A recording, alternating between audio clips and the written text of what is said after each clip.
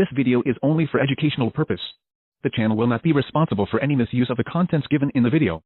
Zambi 2 or Zambi is a new app that came from the Zibarium and Simone Margaritelli, the Desploit author.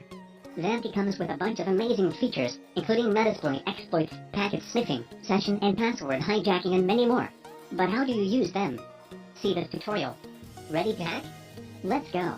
First off, download the Zambi app. You can register if you want and you're good to go. Alright, now connect to the Wi-Fi, start scanning. Wait for the scan to be finished.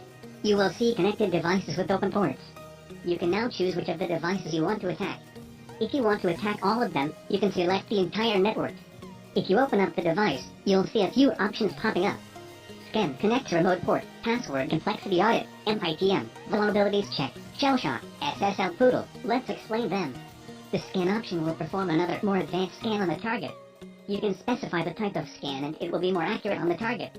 Connect to remote port is a very interesting option that lets the attacker connect to the open port and establish the connection to the victim. If you open up this option, you will see the available ports. In most cases, it would be 80, that is HTTP port. However, there can be more ports available.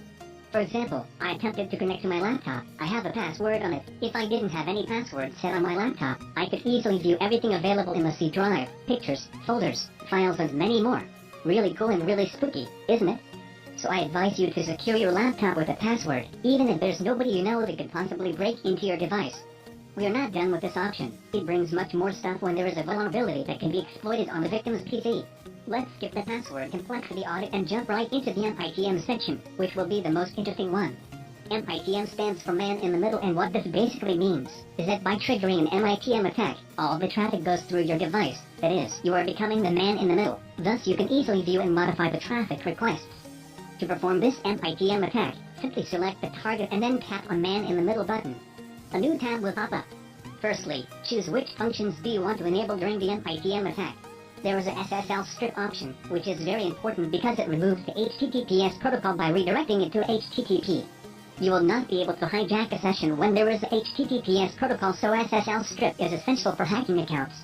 SSL strip cannot redirect the direct HTTPS. Only when victim goes from HTTP to HTTPS.